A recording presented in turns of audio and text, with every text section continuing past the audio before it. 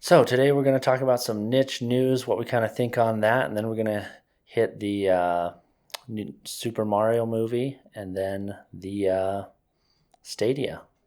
Talk about that some.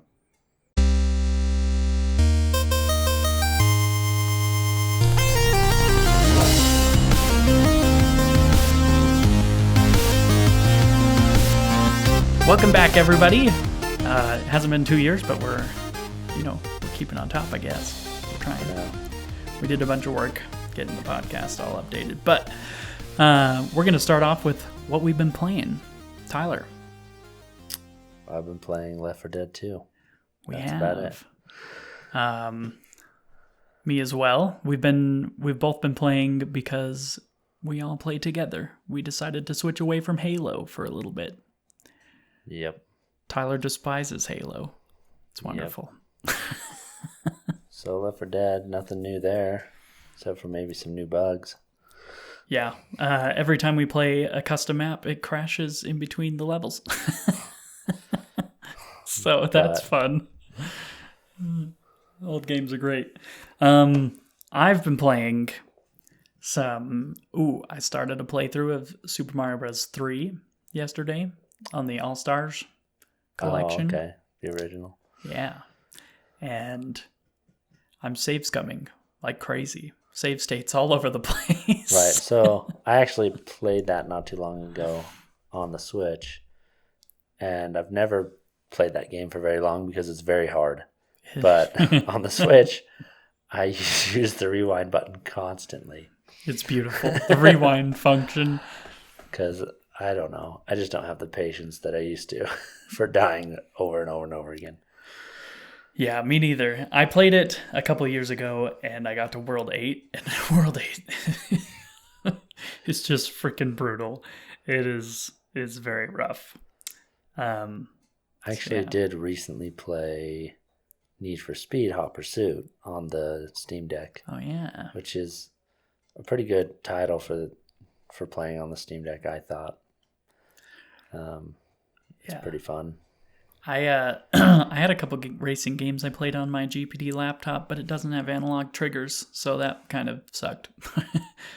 But the Steam Deck got those puppies right there on the video. Anything else? Nope. I've been trying Phoenix Wright Ace Attorney. I have it on Steam. And, man, I don't know what that game wants from me. That was a mouthful of a name. Steamix. Phoenix Wright Ace Attorney. It's a trilogy. There's 3 of them. They're all in a collection. Oh. But, yeah. So what's the game style? It's like a point-and-click adventure. That's what I would say. It was originally on the DS. Point and click. You you basically, it gives you a little cut scene, because it's all just pictures. It gives you like a little cut scene of like a crime that's happening, somebody gets murdered, and then later it goes back to Phoenix Wright and gang, and they find out about the murder, and so they try to play defense. Tisk tisk. Silence that. Mine's probably on vibrate. Nope. Okay. So, yeah, it's kind of fun. You go around, you talk to people, and investigate 2D pictures of scenes. And then it wants you to take all the evidence you put together and try and make a case in defense of whoever is being accused. And, yeah, sometimes it's really hard to tell what they want to happen. So, yeah, but it's pretty fun. It works well on the Steam Deck, so I'm happy about it. So that's pretty much it for me. Cool. This week, hopefully we can get the podcast out before the trailer comes out, but the Mario movie trailer is coming out. And IGN was talking about this, so I wanted to talk about it a little bit. What do you think Nintendo would reasonably do, and what do you think they should do as far as Mario movie trailer goes for Mario? What do you think the plot is? I think it's going to be very hard to predict. Think about the Pokemon movie. That one was good. That was very not. Good. I liked it. Typical Pokemon. What'd you say? No, the city where everybody lives equally is a little different from all the Pokemon games. Pikachu talks. Yeah, very different. And so I'm sure there could be a spin on this that like we may not be able to predict, because I don't know that they'll stick with the Bowser kidnaps a princess. Yeah. Sort of thing. Though, I could see them playing it extra safe. Because you never know. That's why it's so unpredictable. Because, like, would Nintendo do something different? Apparently, they've been working very close with Illumination. Do you think it's one of those situations where, like, Chris Pratt in real life is, like, doing plumbing work or something and he gets sucked into a different dimension? Or what do you think? Like a Jumanji situation where they are inhabiting the characters? Maybe. Maybe that's why he has his voice. Could be. That would explain the non-Italianness of him. Yeah, because he said he wasn't going to do an accent. I'm so curious about what this movie's going to be. It's so crazy. I don't know. I feel like it's not really playing it safe to do the whole princess kidnap thing. I think if you don't do that, and the movie doesn't do good, everyone will be like, you should have just done that. But if you do that, everyone will be like, this is just predictable, boring. It's like there's nobody wins situation. Yeah. This is a crazy dive because, like, we only just recently started getting good. Like, they're not exceptional movies. I think Pikachu's probably the closest to exceptional for a video game movie. But then you got, like, Sonic. That's pretty much it. Yeah, that's all I know. I haven't seen all of Sonic. I've seen the first one. I'm a huge fan, honestly. But that's why I say it's not exceptional. Because I feel like the Sonic movie is a really good family movie. Low expectation, really, like, buddy road trip. Like, just a simple premise. Yeah, reminds me of those 90s movies, Harry and the Hendersons or something, you know. Nobody knows what I'm talking about. I watched what was it called, Homeward Bound recently, because it's on the Plex. No, is it on Plex? No, it's on Disney Plus. It's on Disney. Yeah, so that's such a, I didn't realize it was Michael J. Fox who plays the white dog, so I was like, that made the movie a little better for me. Because I like him. No, I have I think the closest movie to that would be like Oliver and Company or something is what's on the Plex server. Yeah. But anyways. Yeah, so we'll see what Mario brings. My guess is it will probably not disappoint, even if it's not mind-blowing. It will probably be enjoyable. Well, as long as people keep their expectations in check. We know the internet's great at that. So. Right. All right. So you've picked out a bunch of articles. Some niche news, I guess you could say.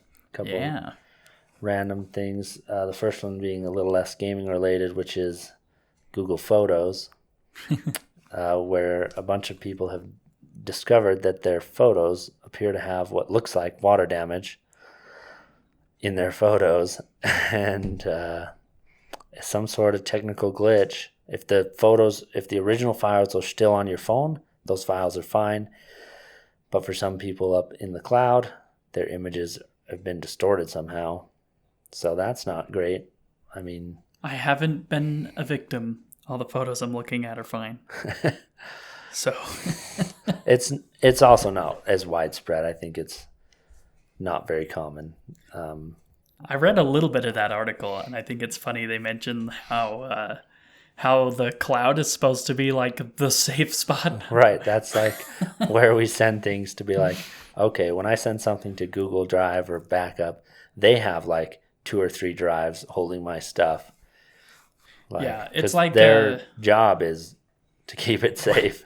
when people have stuff on like a USB drive or some hard drive and it fails. I'm like, well, you should have had more places it's backed up, but you never expect the cloud to be one of those. They have it in Google Cloud and somehow it disappears. You can't be like, oh, you didn't do all you could. Man, I wonder what that means. Like, how does the cloud handle like JPEG photos? Because every time a JPEG's copied, it loses quality. So like, how many copies of your photos are hanging around on those servers, and have they lost quality every time? It's possible though, but as pictures get higher and higher quality, you're less likely to notice the discrepancies. That's why memes always look like garbage though. Because millions of people are posting a meme I saw 10 years ago and it's all blurry and it's like, what is this? It's like a staple of memes. The image has to be bad quality. So that was just a short, interesting bit. I don't know how Google Photos relates to Drive because I don't use Google Photos, but I was gonna upload stuff to Drive. Is it in your Drive that it's storing those photos? I think there is a tab on Google Drive that'll take you over to Photos. It's kind of the same thing probably. Mm-hmm. Which makes you wonder like what other files could possibly be affected that are in Google Drive. Like, yeah, right. You're going to go run, I don't know, something you have saved. I've got Super Mario World ROM hacks that I made that are on my Google Drive that they could be broken now. Who knows? So that actually reminds me. I found your original Minecraft skin that you made. Ooh, I want to see that later. That'd be great. Okay. So, you don't have much other stories, so should I just continue here? Yeah, continue. So, let's see. The Dreamcast VMU gets an upgrade, is essentially what it's saying. The VM2 is what it's called. It's coming out. It's that little device that could plug into the controller, and you could take it out and you could play little games on it. Yeah. It's getting a modernized upgrade with better hardware, USB-C charging, a micro SD card storage, backlight, and image streaming to PC is what it says. Oh, that's kind of cool. Man, I kind of wish I had a Dreamcast back in the day, because like now it's like taking out a game and playing like a Tamagotchi is like not the same, but back then that would have been dope. So it's kind of a niche market for sure. And it's like $132 is what the price is going to be. And I'm still not confident what its abilities or point is, if it will go in the original Dreamcast controller. Like I'd blow the dust off my Dreamcast and plug it in. Does the VMU act like a memory card? Like, do you keep saves on there? Because I could see that being useful if you wanted to put like, because it can hook to the computer now, right? Yeah, if you transferred saves from your console to an emulator or something. Yeah, that'd be kind of cool. Yeah, I don't know. That's always been something to think about. Difficult thing to get saves off of a hardware game, but I have no idea. I don't actually own a Dreamcast. I think I just have a Genesis. Man, it's gotta be nice. Just the retro community. It's gotta be nice if you're like into PlayStation retro, because you don't have to you don't need like a special cartridge adapter. I guess it's like the same though, because you would need a memory card adapter, but the memory card's the same on the PS2 as well, so that makes that easier. As far as little gaming handhelds go, the other thing that I saw was the Analog Pocket can now play Super Nintendo games. I guess it was an update or something to it, but I find the Analog Pocket very intriguing because it seems like super proprietary, like all the software. Because they have a program that you can create your own games and put them on there, But you can take that format and you can actually like convert Game Boy games into that format and upload them onto the device yourself. But I think now there's a Game Boy emulator that works on it anyways. Oh, okay. But like, so originally you'd have to convert the game somehow. It's just super intriguing. I mean, they also had the ability to attach actual games, like the original game cartridges. You plug them in. But yeah, it's just interesting to me. I don't see that coming for the Super Nintendo games. They're a little big. No. Just, it's probably not exactly an official solution too, I'd imagine, right? Like, because they didn't seem to want to condone piracy, but they aren't locking it down so much as... Right, they can't... I mean, they have to not condone the piracy because it's illegal. So I'm not entirely sure how official it is, but it seems like it's very doable. Yeah. That's a nice device, yeah, it is an unofficial SNES core or something like that is what it's saying. Like, that thing's shiny. Like, but in all aesthetic and everything. I always loved the idea of creating one of those. Like I was considering getting my broken original Game Boy and making that into an emulator, but ooh, like smacking a Raspberry Pi in there. And... yeah, but the hard part is getting triggers. Oh yeah. Then you would need 2 more face buttons and.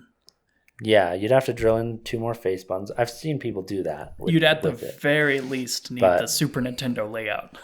But at the least. Yeah, that's basically what it would get to. Like you wouldn't play N64 on it or something. You'd be SNES at most. To me, it wouldn't be worth it if I couldn't get it to do at least SNES. But yeah, and then seeing something like the Analog Pocket, it's like, is it worth it? Maybe I just get an Analog Pocket if I really want that. You spend over $120 or whatever the price is for it. It's an expensive device. And I'd probably spend.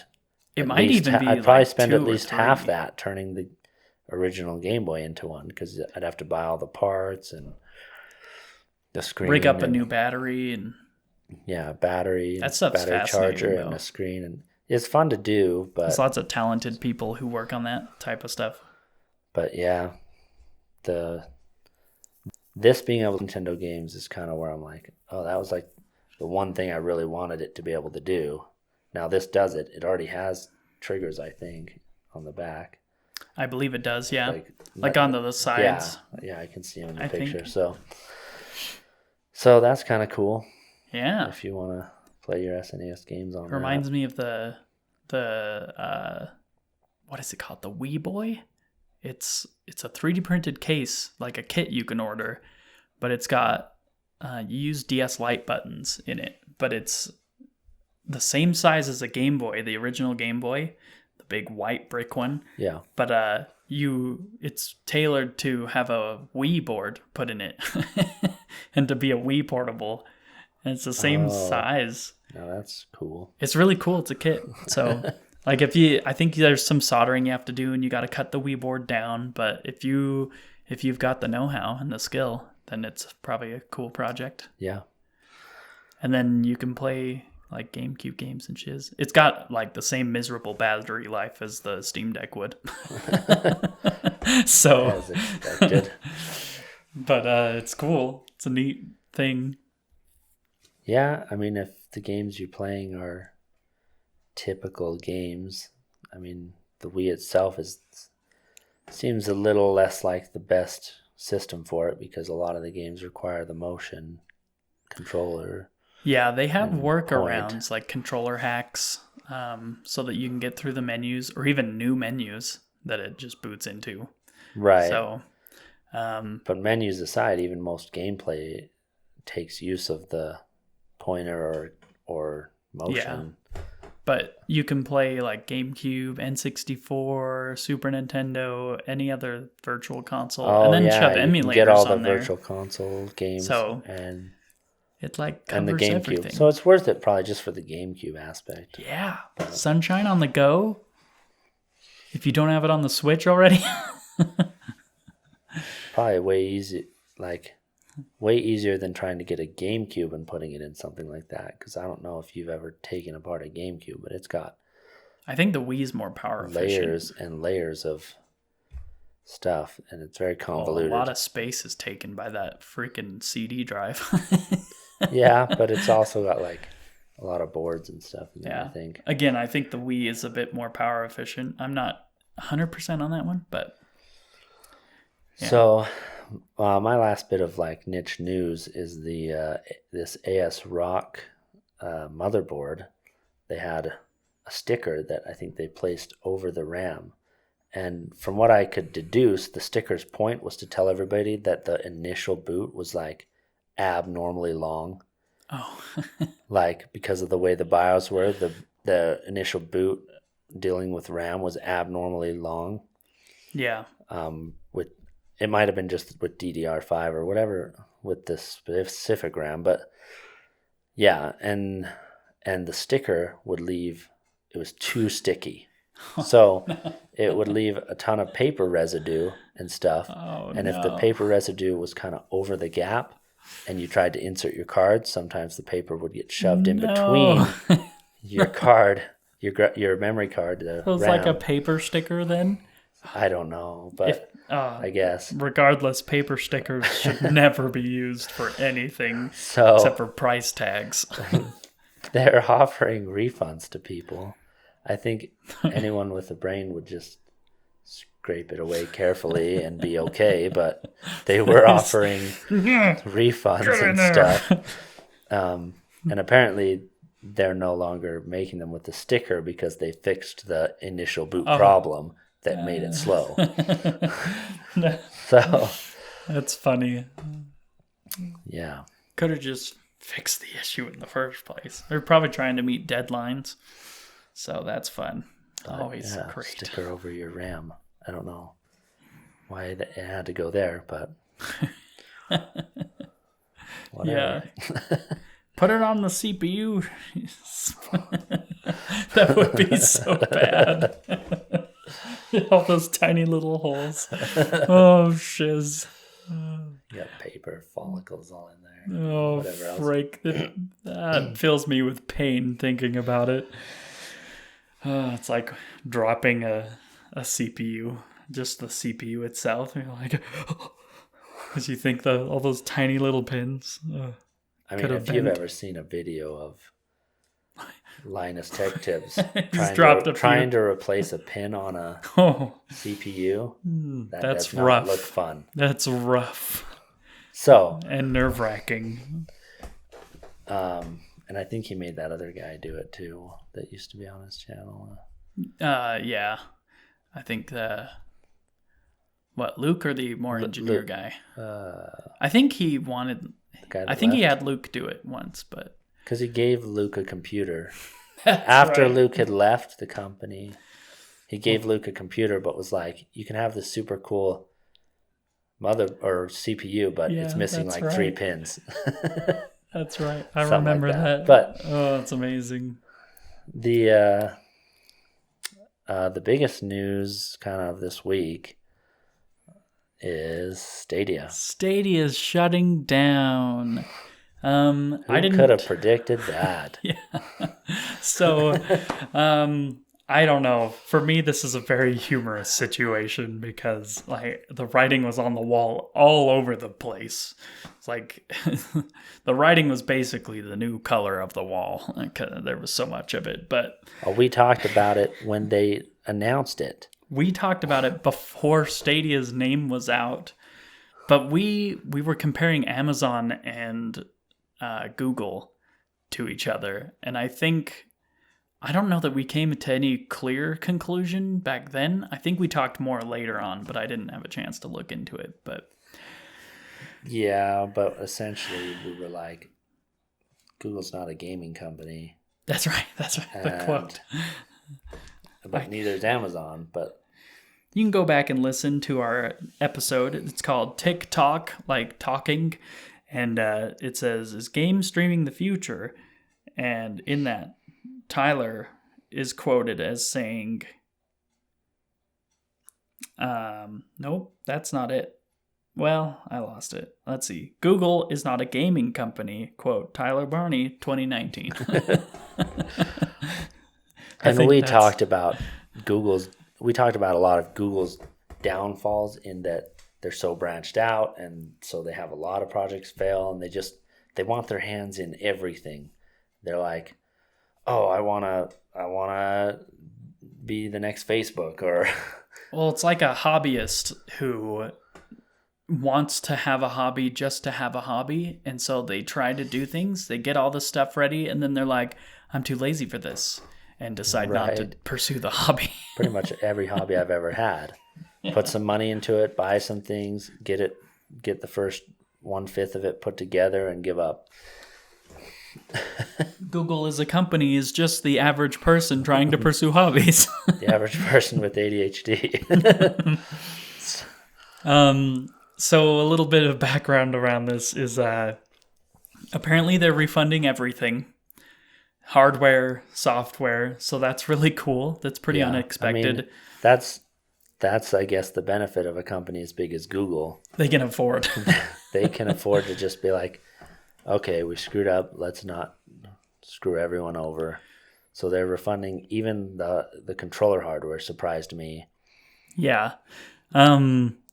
Yeah, it's just crazy because every time we talk about this subject, we talk about the risk with going all online or trusting a company with your digital purchases, and nothing's finalized. And this is the best of the scenario, right? The best of the worst scenario. We brought that up. I think I was talking about that in our podcast a couple of years ago, which was like what happens when you buy all this stuff and then they eventually take it down. And we already see that on like consoles like the Wii, where you buy all those virtual consoles and then they shut down the online or whatever it is. So we've seen this countless times with Nintendo at this point. The Wii has been shut down. The Wii U. Now, do they still allow you to download your purchased games? Or is on that the Wii? all? I think the Wii is 100% shut down at this point. So you can't even go on and download your purchased games. Yeah, that's my understanding. Yeah. I don't know about the Wii U and 3DS. It's the same problem with like the PS3 and whatever else. I don't remember the current status of the PS3. Whether they've shut it down entirely yet or just stopped new purchases, they will shut it down eventually. It's inevitable. And that's the thing with like putting your entire gaming online. It's like, I don't know. With some of the streaming, it's like, well, maybe don't purchase any games. You just pay our monthly thing and you have access to the games. Yeah. And for some people, that is a better model. Like for some people, it's a cheaper model to play a bunch of games that they like. And it's a lot less painful. Say like tomorrow, Microsoft shuts down Xbox Game Pass in the cloud. Then it's like, or like at all, just all of Game Pass. They shut it down. It's a lot less painful because most people aren't purchasing those games individually. You're just kind of renting them. You've still put a ton of money into it. But yeah, the mindset is that hey, I'm just paying to access this. I mean, it's the same mindset as all the streaming services, Netflix, Hulu, whatever it is. Netflix takes a show down. Well, I didn't buy that show. Yeah. Like I'd just been paying Netflix. So it's kind of just a mindset of like, do I want to own nothing and be happy? You know the saying, you will own nothing and be happy. Or do I want to own things? For me, I guess it depends on how much I like that thing. Yeah, like Sea of Thieves. Sea of Thieves is a perfect Game Pass title because a lot of people, somebody brought this up in a video about Sea of Thieves, but they were like, this is the perfect game for Game Pass because people look at Sea of Thieves and they like, I don't know if I want to buy this game, but I'd sure like to try it. It's interesting. Yeah. So it's like the perfect game. You try it. If you like it enough, like me or you or our other brothers, like we all got it on Steam because I like Steam. I want to play it on my Steam Deck. Right. But I mean, it obviously makes more sense with online games because that game itself is not always going to be supported. If the whole game is centered around getting online and playing with other people online, then yeah, that game will eventually die out. Yeah. And so there's no... There are a lot of games that are still alive, but most games that are online focused either are revived by the community somehow, or they're just gone by the wayside, turning to dust. So. Yeah. So, I mean, with those games, it's like, well, do I need to, like, what good is owning Fortnite if the servers are all down 10 years from now? Yeah. Is kind of the idea. But for like single player games, and especially games that might be considered classics in the future, I'm thinking a lot of Nintendo games at this point, but they have so many that are all the same now. It's hard to say if they'll be classics, but yeah, those, a lot, like single player games are definitely ones where you want them later on. Like, oh yeah, like 10 years from now, I would Mario Odyssey, hope to be Breath able of the Wild. I would hope to be able to play like Half-Life still. Yeah. It's been like 20 years and we can still play. Yeah. So we want that situation in 20 years. Yeah. So that's where I don't like the idea of purchasing games through them. But I think if they could get a platform in place where it's like, I don't know, it could be like that with Steam too. Steam could die. Yeah. And, like, who knows? But Steam has been the longest online thing that has never gone away. The cool thing about Valve, I don't think they're a public company, right? They're not public. I don't think so. Yeah, they don't have a board to answer to, so, or pay, or anything like that. But, so, I mean, who knows when Gabe Newell dies? Who knows? But that'll be interesting. His family will get it. What'll they do with it? Right. Or will he pass it on to somebody else? Who would the lead of the company be? Yeah. So in this online world, it's hard to say if there's anything that will last forever. But to me, a company like Google is less reliable for those things that might go away. And Steam is way more reliable because it's already got a long track record.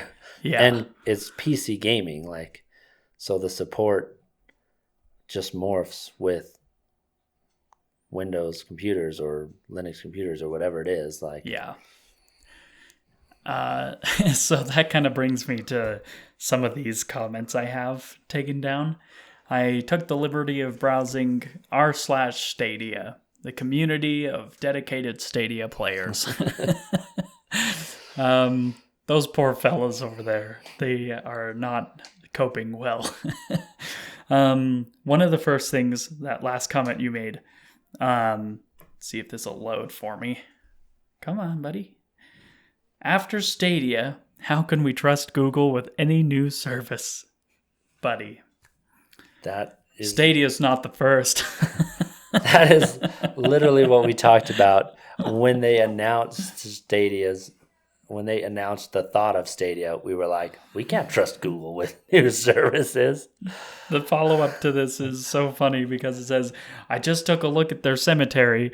They have 274 dead services. This is like one death every month since Google started in 1998. Exactly.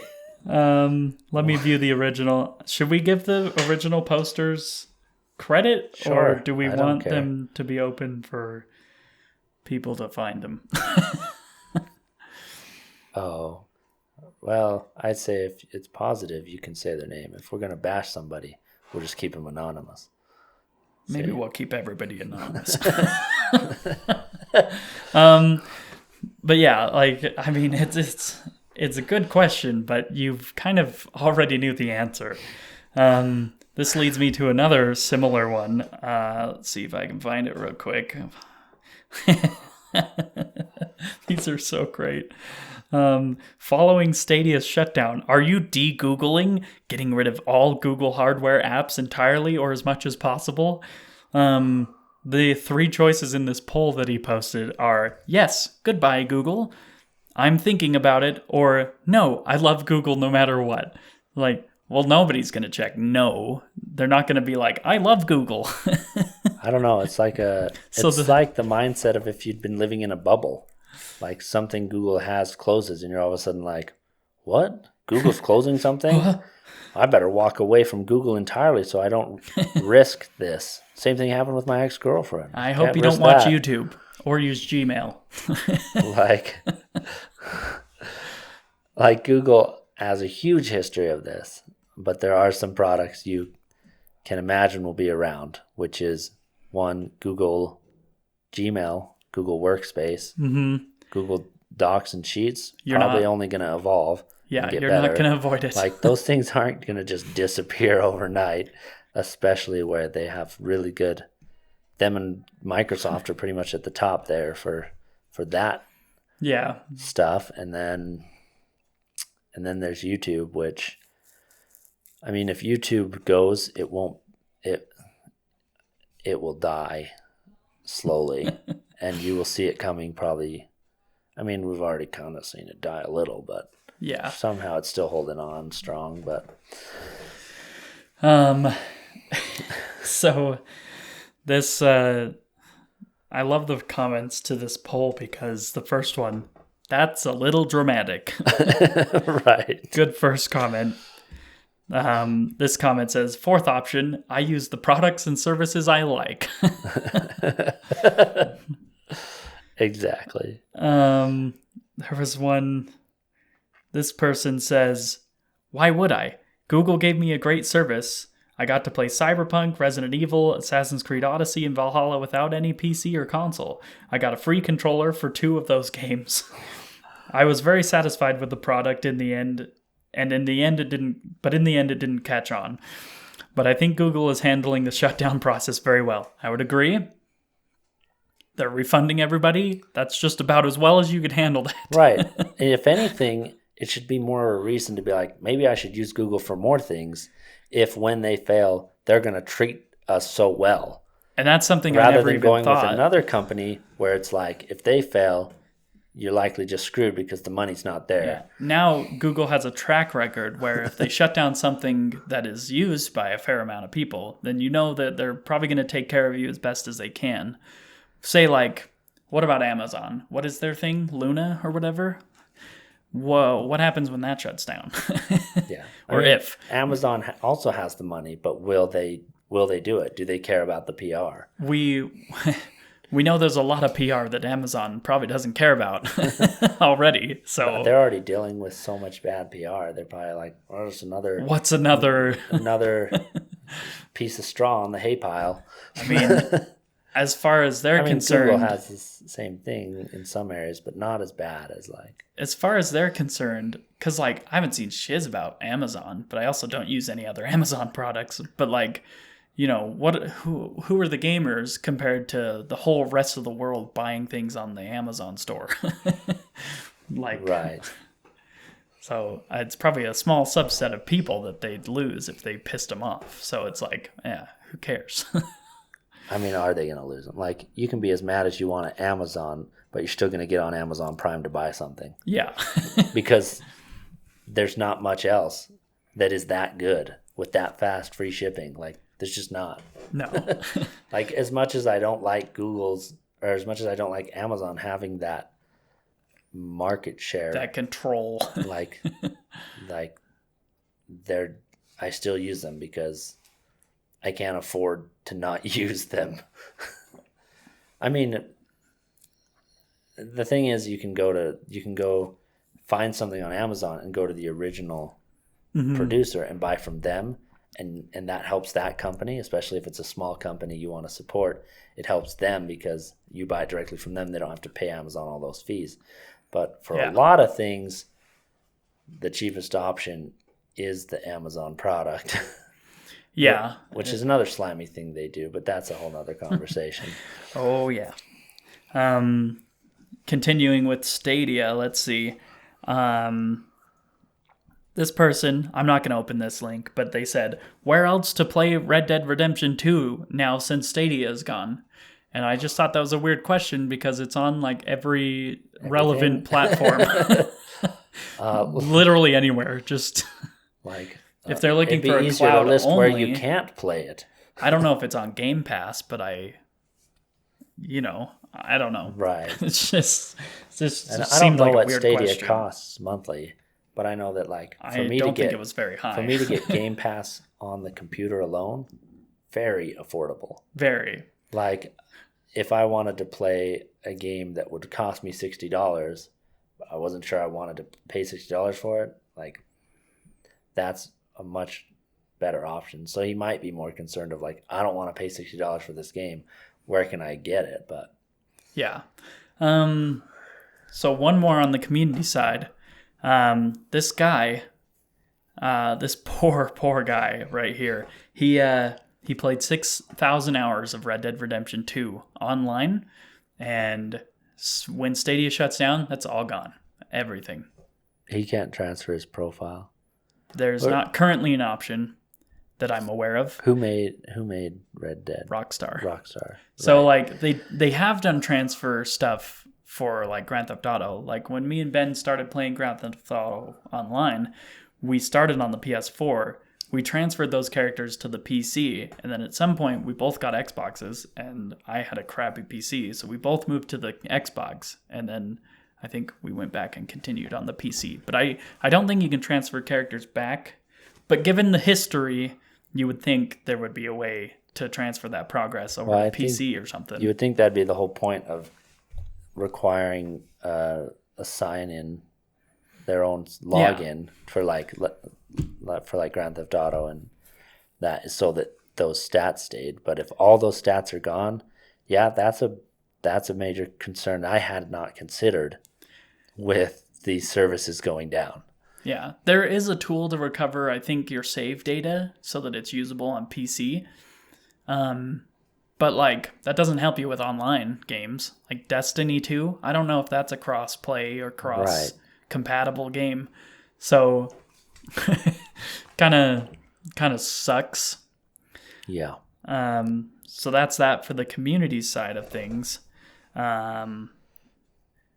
There were several developers. I don't have specific examples, maybe this will say, but there were several developers who had just no clue. Like a developer tweeted out, hey, we were going to release a game this next month on Stadia. You prep your whole ecosystem for this game around Stadia, and they've given you no warning. I mean, when are they shutting down? Do we know? It's not like immediate. January. Pretty dang close. Pretty fast. If they were like a year out, that'd be different, but yeah. Yeah, it's only a few months away. Freaking, I don't want your garbage. You're going to make me? Yeah.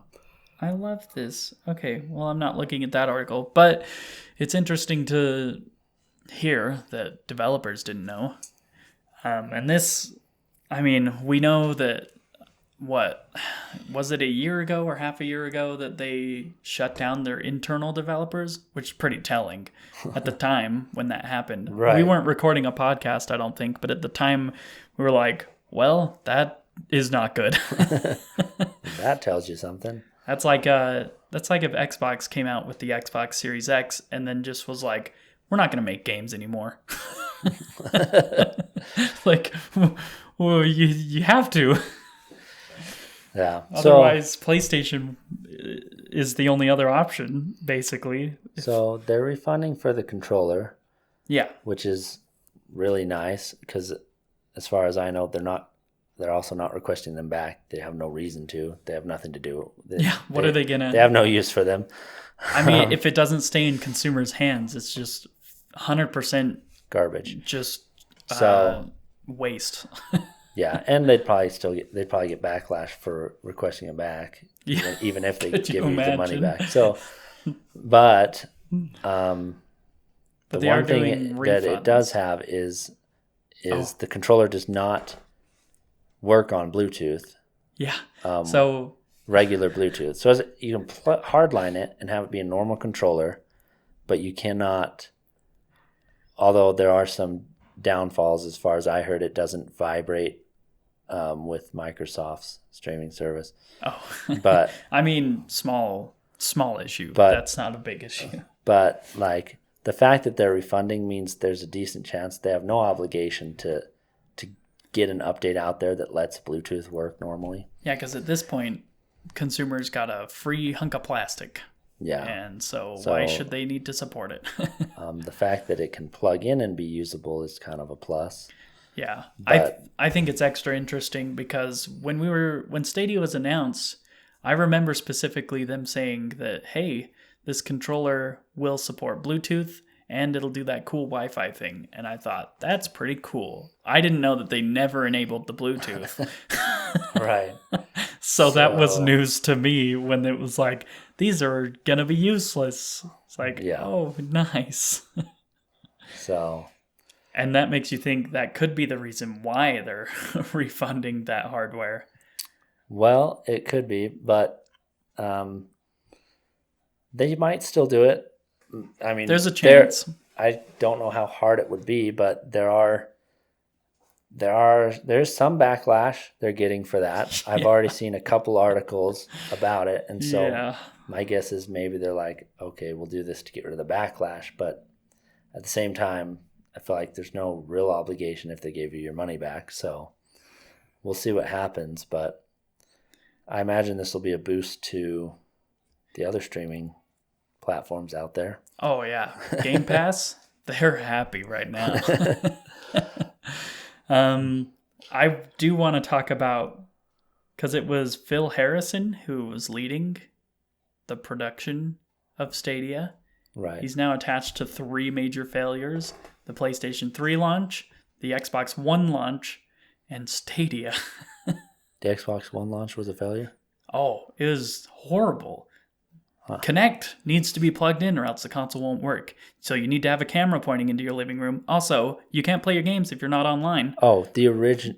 The Xbox One. Yeah, the Xbox One. For some reason, I thought the original Xbox when you said that. It was so bad. My brain still doesn't work for the Xbox One. And the PlayStation 3 was that notorious quote when they're like, people will want this so bad, they'll get a second job. No. So it's... I mean, I'm surprised there hasn't been a horrible take from him coming out of this. Why is he still in charge of these projects? He clearly doesn't understand the market. So it's pretty funny. I have one more article here that says, Phil Harrison reportedly turned down an exclusive Stadia deal with Kojima Productions. They were going to do a sequel to Death Stranding, which is a pretty popular game. The one where you walk around with a weird incubated baby on your back and deliver shiz. Right. So, not a small deal. They turned down an exclusive. When did he turn it down? Probably a couple of years ago. Oh, okay. But if it was like in the last 2 months, it's because they probably knew it was shutting down. But yeah, it's just crazy. Like, they didn't try at all. I think with Stadia. I mean, I don't know. Like, most companies are like, yeah, if we want to succeed, we need a couple exclusives. I think Microsoft is starting to get into the mindset where they're like, if our product's good enough, we don't need an exclusive. We can still put our games on everything. Yeah. And I think, like, when I tried Stadia, it actually did work. I hate cloud streaming. I hate it. I don't like it. But Stadia worked okay, like when I played it. And they had a cool idea going. They could have brought that whole YouTube community thing together where like people can like patch into your game or interact with you if you're streaming. Like, well, they just didn't. It's interesting that they're canceling right now because, and this, we can have a whole nother video on Steam Deck copies or alternatives, but there is an influx of some Steam Deck equivalents that are exclusive to streaming. The new Logitech one is streaming only, and so you'd think that would kind of boost the streaming market a little bit. Yeah, they could have easily had like a Stadia. Although part of the problem is I don't have a huge confidence in the success of the Logitech device because its price is very close to the cheapest Steam Deck.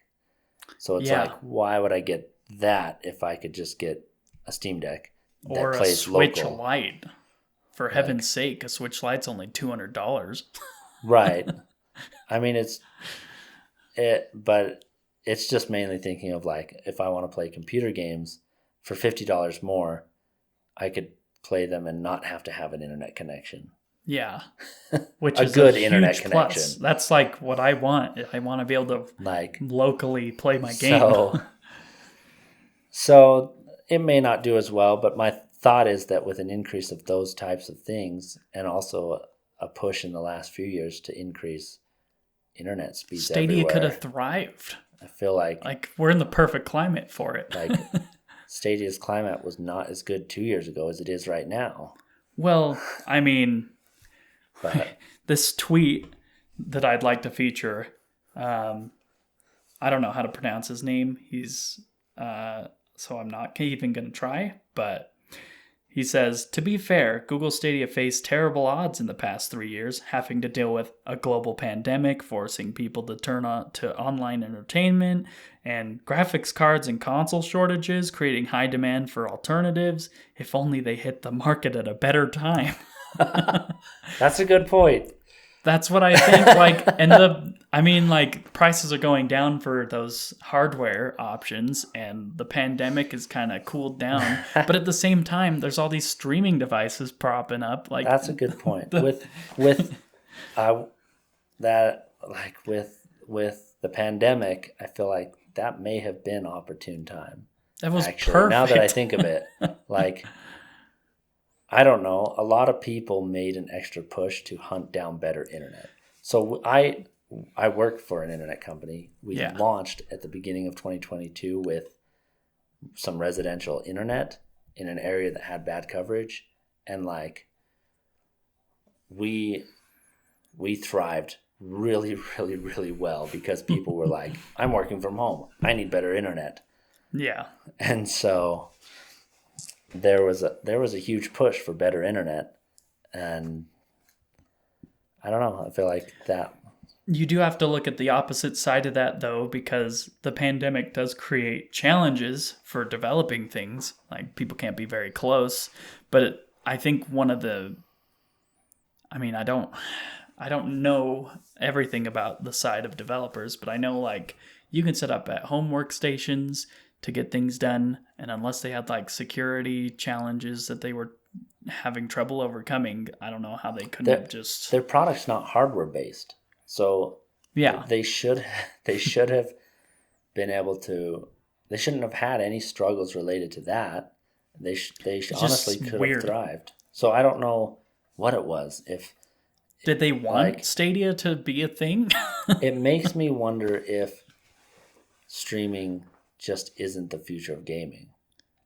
Oh, I hope it's not, personally. But right. But if Stadia couldn't succeed in that climate, I wonder. Yeah. Oh, man, with how perfect their circumstances were. Like, people couldn't get graphics card for anything affordable. That game streaming episode we did, we were wondering how they made any money off of it, because the cost of keeping those servers up, paying the game developers and publishers for their game to be on the service, like, how much money are they making? What's their profit margin? Right. I still don't understand. The subscription's only $15 a month. I still don't understand how Microsoft does it. If I'm paying like $5 a month, I can play all these games like...